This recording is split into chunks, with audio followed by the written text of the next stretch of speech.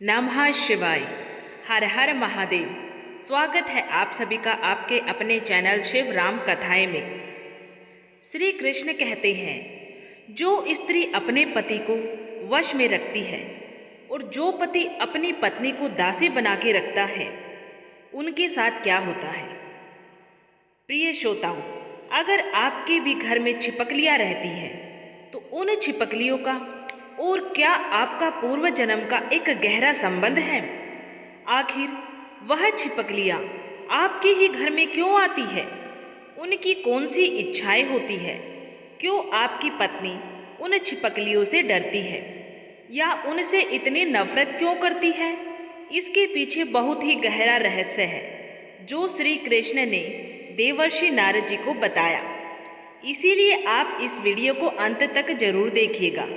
इसमें आपको सब समझ में आ जाएगा कि आपके घर की छिपकलियों का और आपका पूर्व जन्म का कोई संबंध है। तो चलिए प्रिय श्रोताओं, बिना देरी किए आपको बताती हूँ। एक समय की बात है, देवर्षि नारद ने विनम्र होकर श्री कृष्ण भगवान से पूछा, हे माधव, कृपा करके मुझे बताइए कि जो स्त्री अपने पति को वश में करने के लिए तरह तरह के उपाय करती है, उसे अपने कर्मों का कैसा फल मिलता है। पति को वश में रखने वाली स्त्री को क्या होता है। श्री कृष्ण कहते हैं, हे नारद, तुम्हारा प्रश्न बहुत महत्वपूर्ण है। विवाह जैसे पवित्र बंधन में पति पत्नी एक दूसरे के पूरक होते हैं, किंतु यदि पत्नी अपने अहंकार या मोहवश पति को वश में करने का प्रयास करे तो परिणाम बहुत दुखद हो सकते हैं। उसे भी इसका फल भोगना पड़ता है। इस विषय में एक प्राचीन कथा है जो आज मैं तुम्हें सुनाता हूँ। तुम इसे ध्यान से सुनो। जो भी पति पत्नी इस कथा को ध्यान से पूरा सुनते हैं, वे सदैव सुख सौभाग्यशाली और समृद्ध हो जाते हैं। भगवान श्री कृष्ण नारद को कथा सुनाने लगते हैं। देवर्षि, प्राचीन काल की बात है। उस समय चित्रत नाम के एक पराक्रमी और धर्मपरायण राजा राज्य करते थे। राजा चित्रत भगवान श्री विष्णु के अनन्य भक्त थे और सदैव धर्म का पालन करते थे। उनकी पत्नी रानी मोहिनी अत्यंत रूपवती और सद्गुणों से संपन्न थी। राजा और रानी में गहरा प्रेम तथा आदर था। एक दिन राजा चित्रत अपनी प्रिय रानी मोहिनी के साथ विहार करने निकले। उन्होंने मनोरम मंदराचल पर्वत पर घूमने जाने का निश्चय किया। दोनों राजसी अश्व पर सवार होकर पर्वत की ओर चल पड़े। वहां पहुंचकर राजा ने अपने घोड़े की लगाम खोल दी ताकि वह स्वतंत्र होकर हरी घास चर सके और वे दोनों थोड़ी देर पैदल प्राकृतिक सौंदर्य का आनंद लेने लगे। सुरम्य वादियों में वे कुछ समय तक सुकून भरे मन से घूमते रहे। पर्वत की हरी भरी घाटियां, पक्षियों का मधुर कलरव और मंद मंद सुगंधित पवन ने उनके हृदय को प्रसन्न कर दिया। उन्हें समय का भान न रहा और संध्या होने को आई तो राजा रानी ने लौटने का विचार किया। वे उस स्थान की ओर वापस आने लगे जहां उनका घोड़ा चर रहा था। राजा चित्रत ने दूर से देखा कि उनका शक्तिशाली घोड़ा बड़ी बेचैनी से अपने अगले खुरों से जमीन खोद रहा है। घोड़े की टापें वज्र के समान कठोर थी और जोर जोर से भूमि पर चोट कर रहा था। ऐसा प्रतीत हुआ मानो घोड़ा धरती के भीतर कुछ तलाश कर रहा हो या किसी चीज से घबराकर भूमि पर प्रहार कर रहा हो। राजा चिंतित हो उठे और बोले, मोहिनी, देखो तो, हमारा अश्व इस तरह धरती क्यों खोद रहा है। अवश्य ही जमीन के नीचे कोई जीव फंसा होगा। रानी मोहिनी ने भी वह दृश्य देखा और घबरा गई।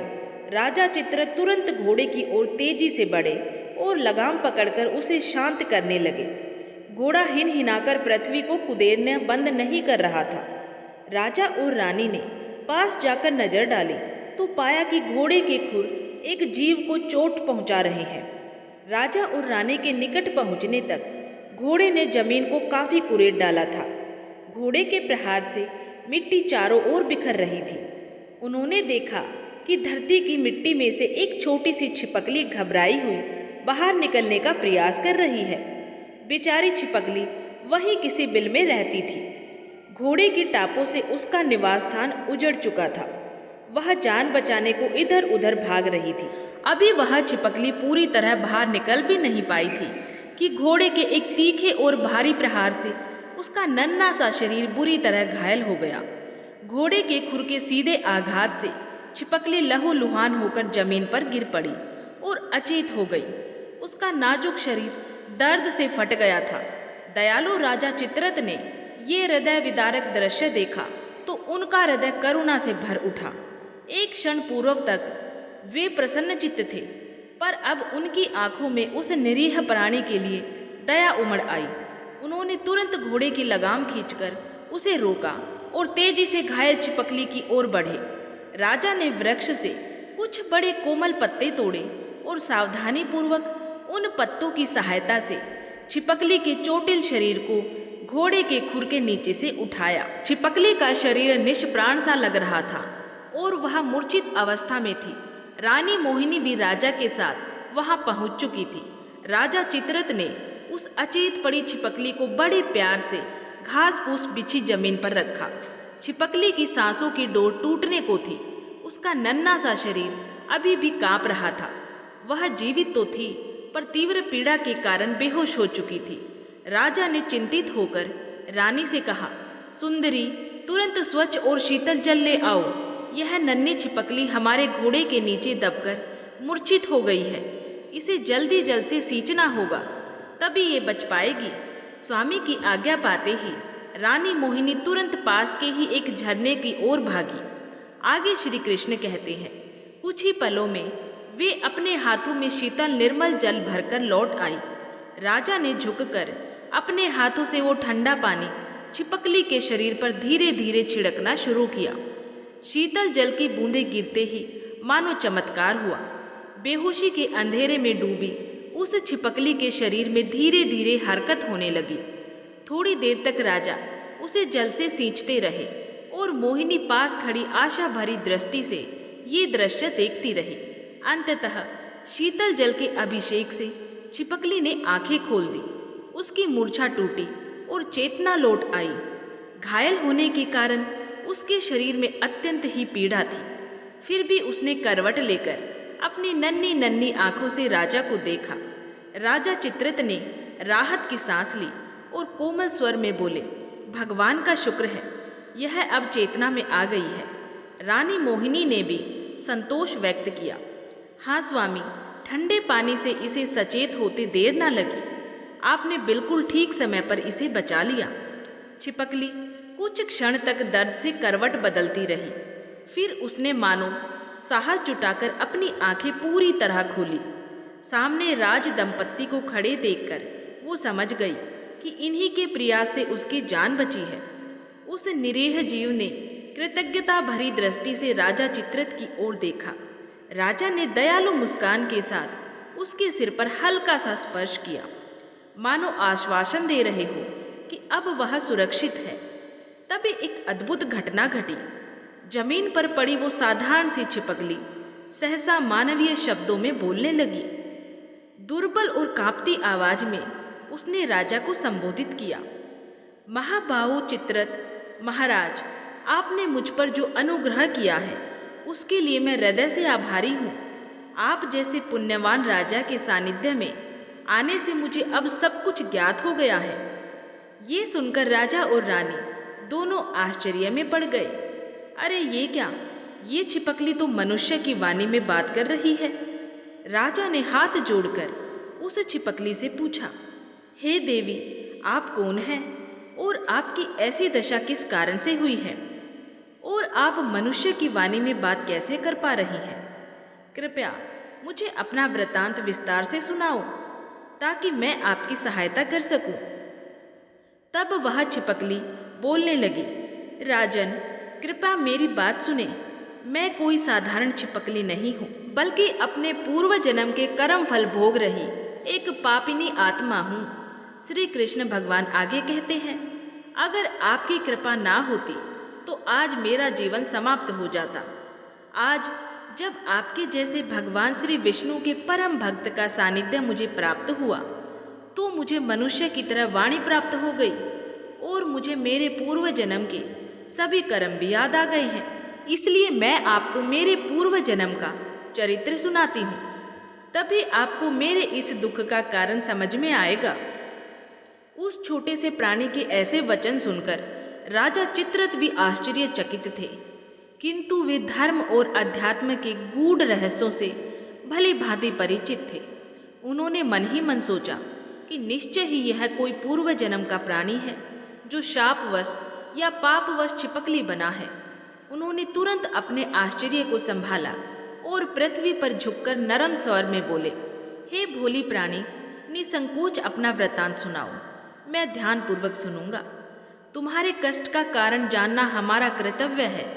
तुम निश्चिंत होकर सब बताओ। छिपकली ने करहाते हुए कहना आरंभ किया कि महाराज, मेरा पूर्व जन्म का नाम पद्मावती था। मैं एक ब्राह्मण की पत्नी थी और रमणीय शाकल नगर में रहती थी। उस नगर में सुहाने बाग बगीचे और पवित्र मंदिर थे। मेरे पति एक विद्वान ब्राह्मण थे और नगर में उनका बड़ा सम्मान था। प्रारब्धवश मुझे रूप और यौवन का वरदान मिला था। मैं देखने में सुंदर थी, युवा थी, गृह कार्य निपुणता से करती थी। श्री कृष्ण भगवान कहते हैं, मैंने मन वचन और कर्म से अपने पति की सेवा करने में कभी कमी नहीं रखी। फिर भी दुर्भाग्य से मैं अपने स्वामी की प्रिया नहीं बन सकी। मेरे पति न जाने किस कारण मुझसे हमेशा रुष्ट रहते थे। मैं जितना अधिक उन्हें प्रसन्न करने का प्रयास करती, उतना ही वे मुझसे दूर होते गए। वे छोटी छोटी बातों पर मुझ पे क्रोध करते और कठोर वचन कहते थे। उनके तीखे शब्द मेरे हृदय को छल्ली कर देते थे। मैं रात दिन ये सोचकर रोया करती थी कि ऐसा क्या करूं जिससे मेरे स्वामी का स्नेह मुझे मिले।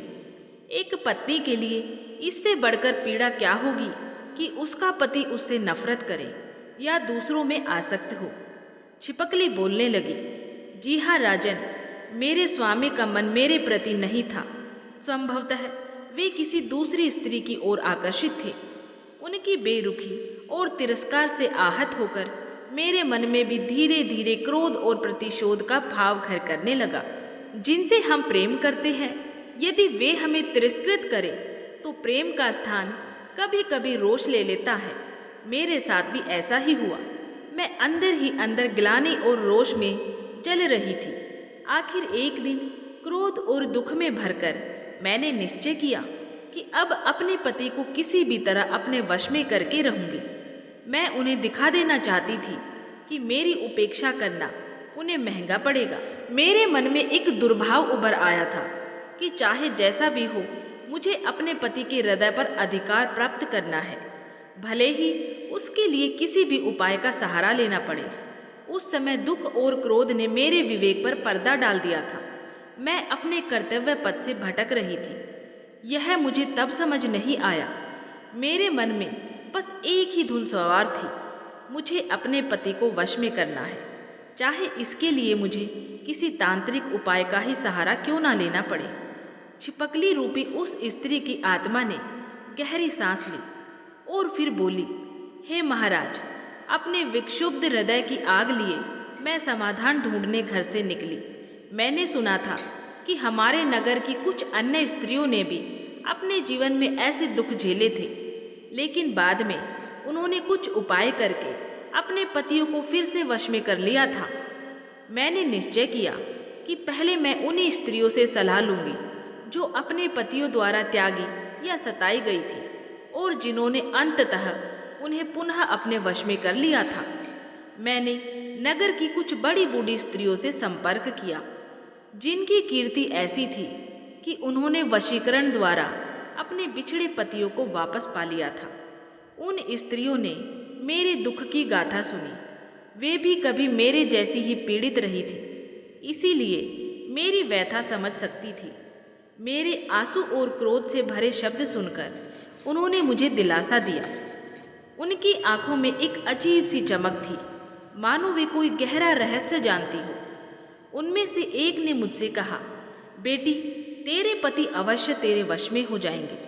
हमने भी अपने जीवन में यही पीड़ा झेली है और एक उपाय से हमें सफलता मिली। तब मैंने उत्सुकता से पूछा, माताओं, कृपया बताइए उस उपाय के बारे में। मैं कोई भी कीमत चुकाने को तैयार हूँ जिससे मेरे पति का हृदय बदल जाए। दूसरी स्त्री बोली, यहाँ हमारे नगर से कुछ दूर एक सिद्ध साध्वी रहती है। वे एक सन्यासिनी है। तंत्र मंत्र और औषधियों में उन्हें बड़ी सिद्धि प्राप्त है। हम सबके पतियों को उन्होंने ही अपनी दी हुई औषधि और मंत्रों के प्रताप से वश में करा दिया। तुम्हारे लिए भी वही एक उपाय है। तुम उस सन्यासिनी के पास जाओ, वे तुम पर अवश्य दया करके मदद करेंगी। उन स्त्रियों की बात सुनकर मेरे मन में आशा जागी। मुझे लगा मानो अंधेरे में एक रास्ता मिल गया हो। मैंने तुरंत निर्णय लिया कि मैं उन सन्यासिनी के पास जाऊंगी। उन औरतों ने मुझे सन्यासिनी का ठिकाना समझा दिया था। वह नगर के बाहर एक घने वन में एक छोटी कुटिया में रहती थी। अगले ही दिन प्रातःकाल मैं बिना विलंब किए उस वन की ओर चल पड़ी। कुछ दूर पैदल चलने के बाद मुझे पेड़ों के बीच हवा में धुएं और अगरबत्ती की सुगंध महसूस होने लगी। पास जाने पर एक छोटी सी कुटिया दिखी जिसके अंदर से धीमा धुआं उठ रहा था। मेरा हृदय जोर जोर से धड़कने लगा, लेकिन अपने लक्ष्य को ध्यान में रख मैंने हिम्मत जुटाई और भीतर प्रवेश किया। अंदर धुंधलका सा था। अगरबत्ती की महक फैली थी और एक दीपक टिमटिमा रहा था। कोने में राख से ढकी एक धनी जल रही थी। वहीं एक कृशकाय वृद्ध सन्यासिनी आंखें मूंदे बैठी थी। उनकी जटाजूट बिखरी थी और शरीर पर भस्म लगाए वे बड़ी डरावनी प्रतीत हो रही थी। मेरे कदमों की आहट सुनकर उन्होंने धीरे से अपनी आंखें खोली। उनकी आंखों की चमक असामान्य थी। मैंने हाथ जोड़कर कांपते स्वर में उन्हें प्रणाम किया और अपना परिचय देते हुए आने का प्रयोजन बताया। विनीत स्वर में मैंने कहा, माताजी, मेरा वैवाहिक जीवन संकट में है। मेरे पति मुझसे घृणा करते हैं और संभवतः किसी अन्य स्त्री में आसक्त हैं। मैं उनके प्रेम के लिए व्याकुल हूँ और उन्हें अपने वश में करना चाहती हूँ। कृपा करके मेरी सहायता करें। सुना है आप शक्तिशाली औषधियाँ एवं मंत्र जानती हैं जिससे पति का हृदय परिवर्तन हो जाता है। मेरी बात सुनकर उस तपस्विनी के होठों पर एक हल्की मुस्कान आई। उन्होंने भारी आवाज में उत्तर दिया, बेटी, तुम्हारा दुख समझ सकती हूँ। पति का विचलित होना स्त्री के लिए भारी कष्टदायक है। मैंने कई बहनों की सहायता की है। ईश्वर ने चाहा तो तुम्हारी भी सहायता होगी। फिर वे उठकर कुटिया के एक कोने में गई और एक छोटी मंजूषा संदूकची से 2 चीजें निकाली। लौटकर उन्होंने मेरे हाथ में एक छोटी पुड़िया और लाल धागे का बंधा हुआ एक रक्षा सूत्र रखा। उन्होंने समझाया, इस पुड़िया में एक विशेष चूर्ण है। इसे आज रात्रि प्रदोष काल में जब संध्या ढल रही हो, एक गिलास दूध में घोलकर अपने पति को पिला देना। यह चूर्ण ग्रहण करते ही तुम्हारे पति के हृदय में तुम्हारे प्रति आकर्षण जाग जाएगा और वे किसी अन्य स्त्री की ओर देखने का साहस नहीं करेंगे। साथ ही इस रक्षा सूत्र को मंत्र सिद्ध किया गया है। इसे उसी समय अपने पति के गले में बांध देना। इसके प्रभाव से तुम्हारे पति का मन भटक नहीं पाएगा और वह तुम्हारी बातों को मानेगा। मैंने उन सन्यासिनी माता जी के चरण छुए और फूट फूट कर रोते हुए उनका आभार व्यक्त किया। उन्होंने कहा, अब विलंब मत करो, शीघ्र जाओ, परमात्मा तेरे पति पर दया करे। मैं उज्जवल आशा लिए वह चूर्ण और रक्षा सूत्र लिए घर वापस लौटी। उसी समय मेरे हृदय में अजीब सी संतुष्टि थी। मुझे लग रहा था कि अब मेरे दुखों का अंत निकट है। मुझे पूरा विश्वास था कि अब मेरे पति मेरे चरणों में होंगे और मेरा जीवन सुखमय हो जाएगा। छिपकली रूपी पद्मावती की आवाज भर्राने लगी, मानो उस पाप की स्मृति मात्र से वह कांप उठी हो। फिर भी उसने अपनी करुण कथा जारी रखी। राजन, उस दिन मैंने बड़े धैर्य से संध्या की प्रतीक्षा की। मेरा हृदय जोर जोर से धड़क रहा था। उत्सुकता, भय और क्रोध सब मिलकर मेरे भीतर मानो तूफान सा मचा रहे थे। प्रदोष काल का समय आते ही मैंने रसोई में गाय का दूध एक प्याला गरम किया। हाथ कांप रहे थे, पर मेरा संकल्प दृढ़ था। मैंने धीरे से वह चूर्ण दूध में मिला दिया।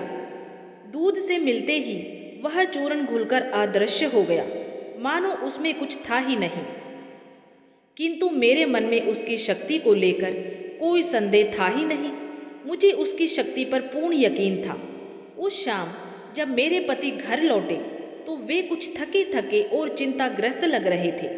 मैं रोज की ही भांति उनके लिए भोजन परोसने आई, किंतु उस दिन मेरे मन में एक गुप्त उत्साह था कि अब मेरे दुखों का अंत निकट है। मैंने बड़े प्रेम से उन्हें भोजन परोसा और अंत में वो दूध का प्याला उनके सामने रख दिया। संध्या का धुंधलका चारों ओर फैल चुका था। पास ही एक दीपक जल रहा था, जिसकी लो एकदम स्थिर थी। मैंने आग्रहपूर्वक कहा, स्वामी, ये दूध पी लीजिए। आज मैंने विशेष रूप से आपके लिए केसर डालकर गर्म किया है। शायद मेरा इतना मधुर और आदरपूर्ण व्यवहार उन्हें आश्चर्य में डाल रहा था, पर वे मना न कर सके और उन्होंने कटोरा उठाया और कुछ ही घूंट में सारा दूध पी गए। दूध पीते ही कुछ क्षणों में उस चूर्ण का प्रभाव प्रकट होने लगा।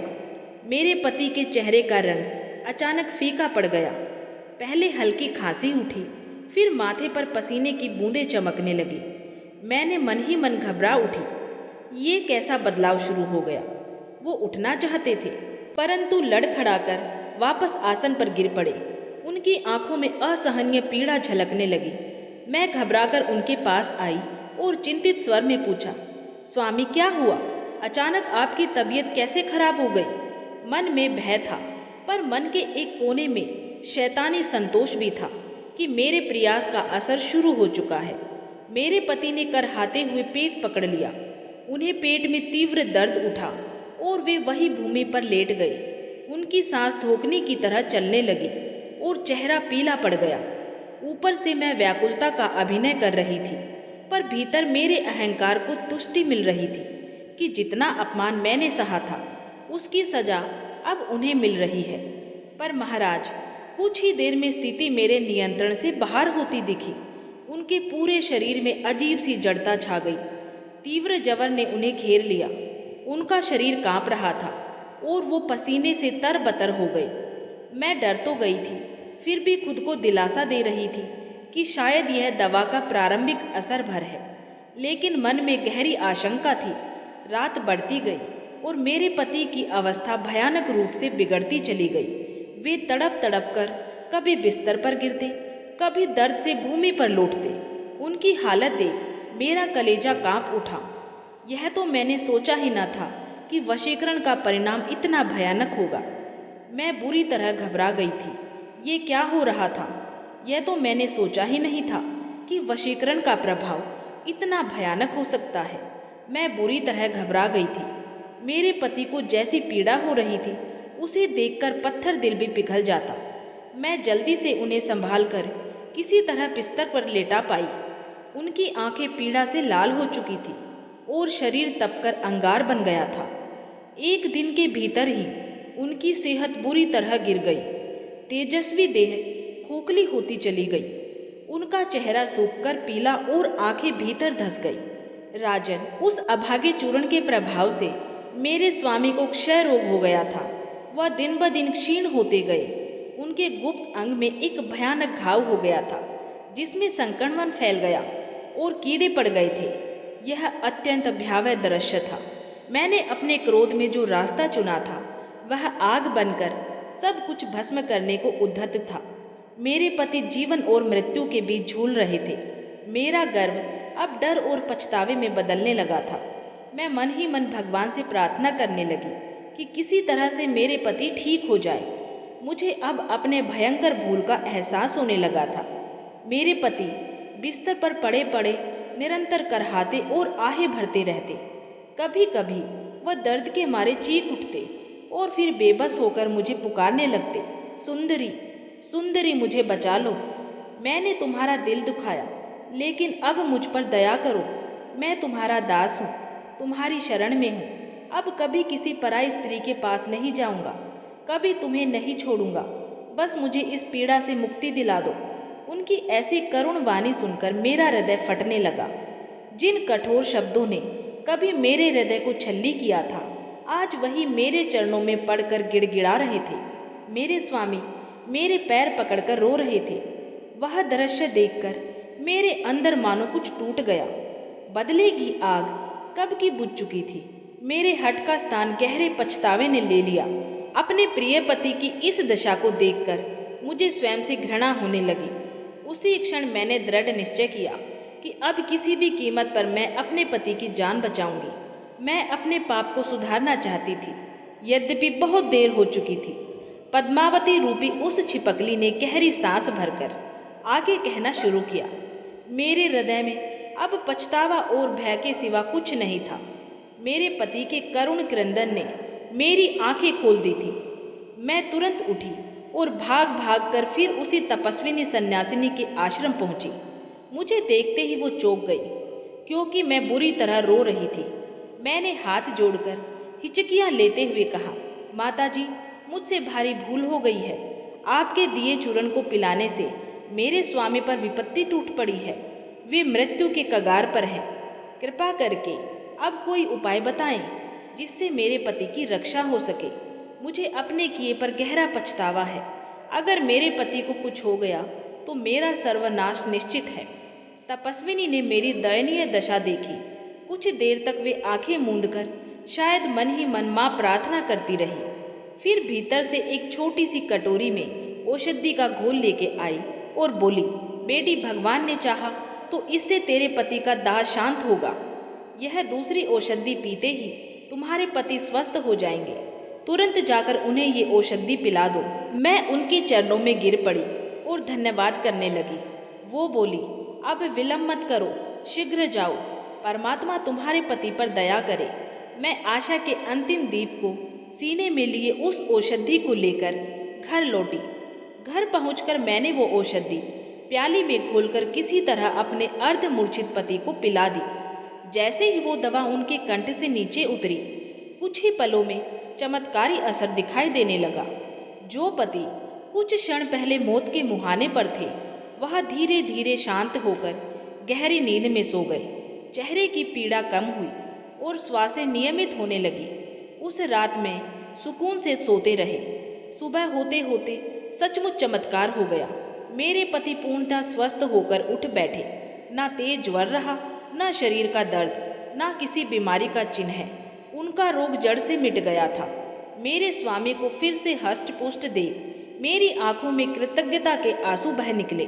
मैंने तुरंत ईश्वर को प्रणाम किया और उस सन्यासिनी को मन ही मन धन्यवाद दिया, जिनकी दया से मेरे जीवन की सबसे बड़ी विपत्ति टल गई। मेरे पति को होश आया तो उनको स्वयं विश्वास नहीं हुआ कि वे अच्छे हो गए हैं। वे आश्चर्य से अपना पूरा शरीर टटोलने लगे और बोले, ये कैसा चमत्कार है।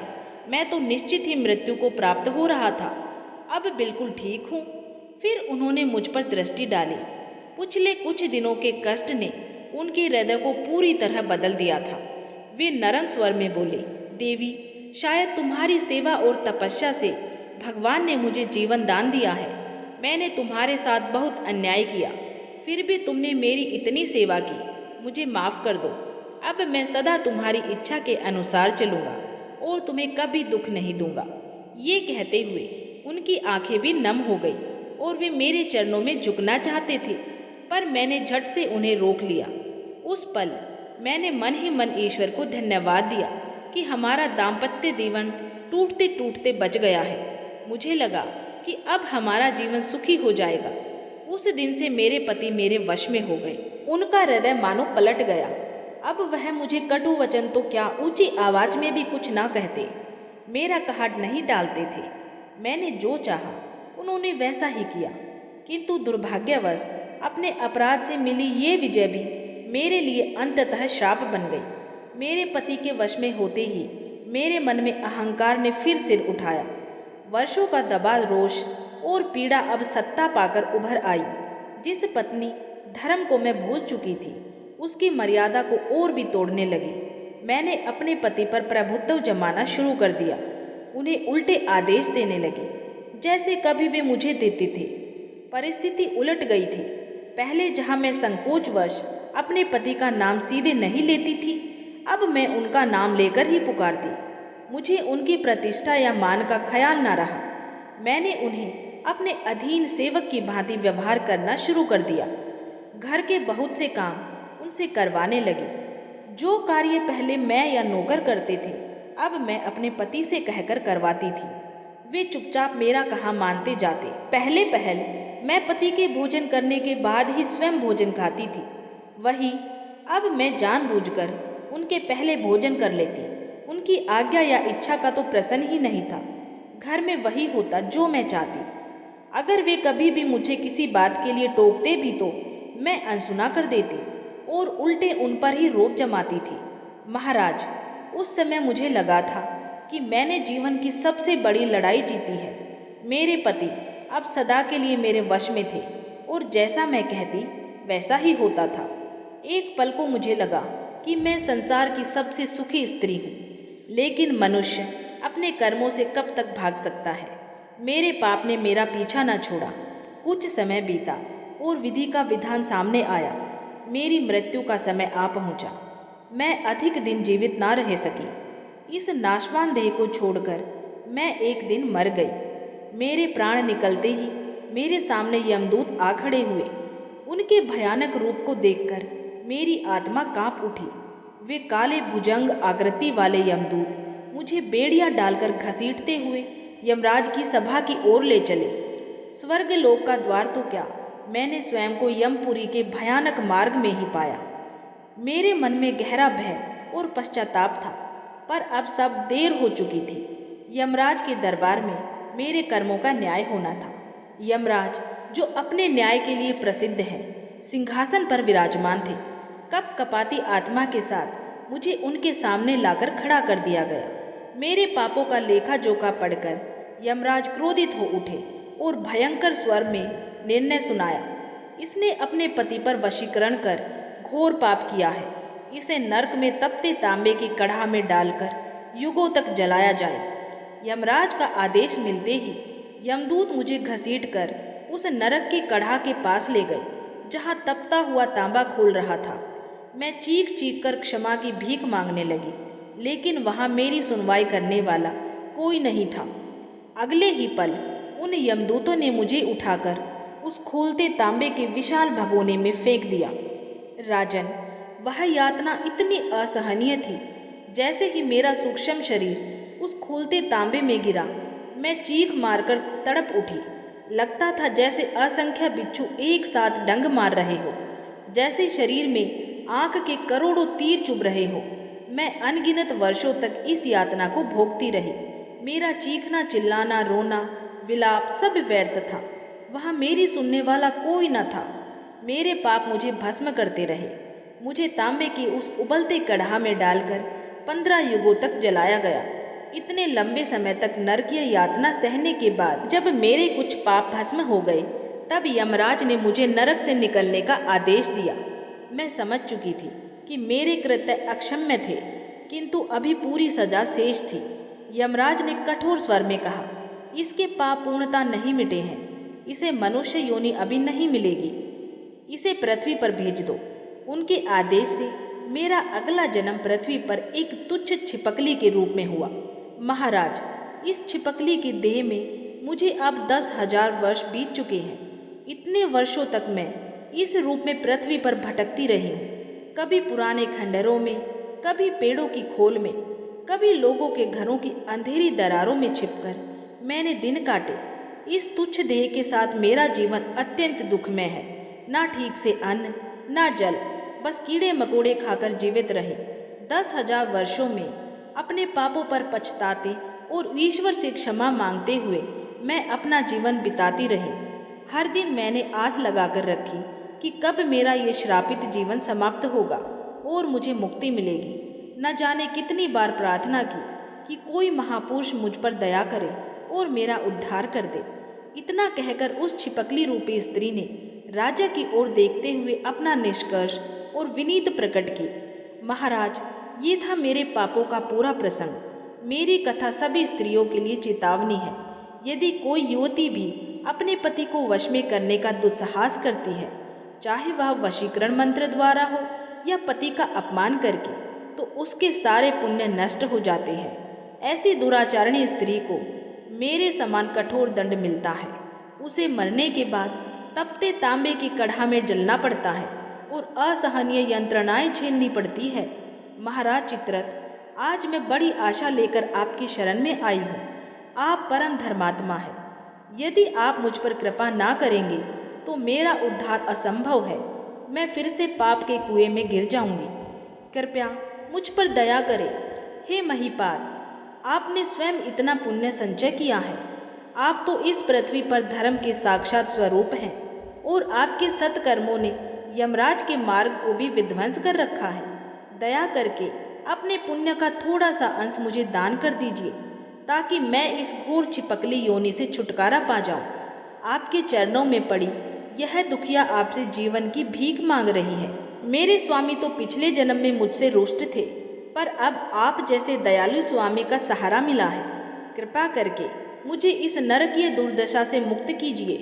ये कहकर छिपकली रूपी स्त्री राजा के चरणों के निकट सरक आई और बिलख बिलख कर रोने लगी। उसकी रुद्ध आवाज, आंसुओं और दर्द भरी विनीत ने वातावरण को अत्यंत मार्मिक बना दिया था।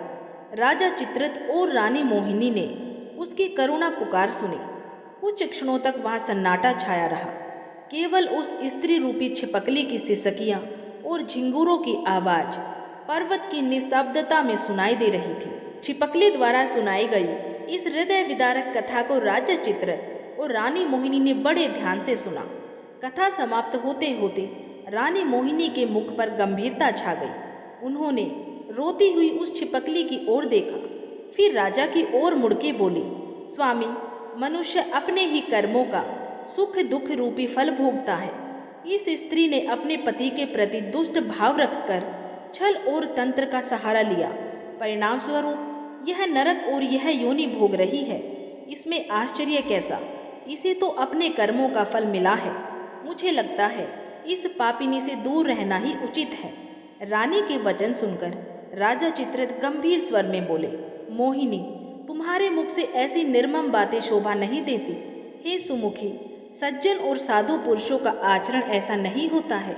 सच्चा धर्मात्मा वही है जो दूसरों के कष्ट को अपना कष्ट समझे और यथाशक्ति उसका निवारण करे। जो पापी और निर्दय होते हैं वो ही सुख की चिंता करते हैं। फिर हम इस दुखिया नारी की सहायता क्यों ना करें? यह अपने पाप का फल भोग चुकी है। क्या हम अपने पुण्य से इसे उबार नहीं सकते हैं? यदि ईश्वर ने हमें शक्ति दी है तो उसका उपयोग किसी के कल्याण में ही करना चाहिए। सुंदरी मोहिनी, मैं निश्चय कर चुका हूँ। मैं इस दुखी छिपकली को अपने पुण्य का अंश देकर अवश्य इसका उद्धार करूँगा। प्राचीन काल में राजा ययाति का उद्धार उनके पुण्यशाली पौत्रों ने अपने पुण्य देकर किया था।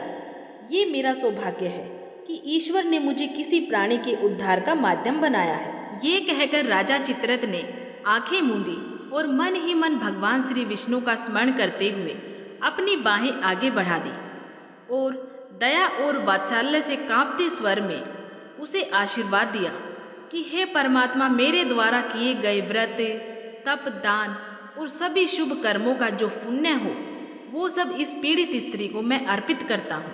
मेरे पुण्यों के प्रकाश से इसके पापों का अंधकार दूर हो। श्री हरि इस पर कृपा करें। राजा के इन वचनों के साथ ही एक अद्भुत चमत्कार हुआ। राजा चित्ररथ के मुखमंडल से तेजस्वी प्रकाश निकलकर उस छिपकली के शरीर पर पड़ने लगा, मानो राजा के पुण्यों की दिव्य ज्योति उस निरीह प्राणी को अलौकिक कर रही हो।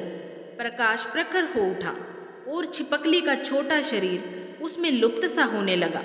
प्रकाश का वह पुंज कुछ देर तक फैला रहा। जब उसका तेज कम हुआ और राजा चित्ररथ व मोहिनी ने आंखें खोली और देखा तो जो दृश्य सामने था उसे देखकर उनके आंसू खुशी से छलक पड़े। उस स्थान पर अब छिपकली का टूटा हुआ शरीर नहीं था।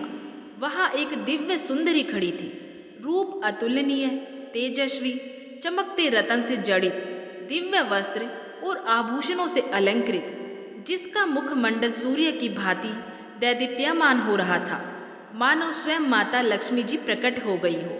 उस स्त्री ने नया जीवन पाकर आनंद से भरकर राजा और रानी को प्रणाम किया। उसकी आंखों में कृतज्ञता के आंसू थे, पर चेहरे पर असीम शांति और प्रसन्नता थी। उसने विनम्र स्वर में कहा, हे राजन, आपने मुझ पर असीम कृपा की है।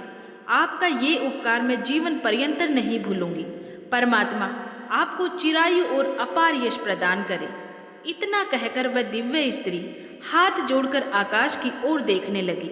उसी क्षण आकाश मार्ग से देवालय के समान और मधुर संगीत के बीच एक दिव्य विमान नीचे उतरा। राजा चित्रित से आज्ञा लेकर वह उस विमान पर आरूढ़ हो गई।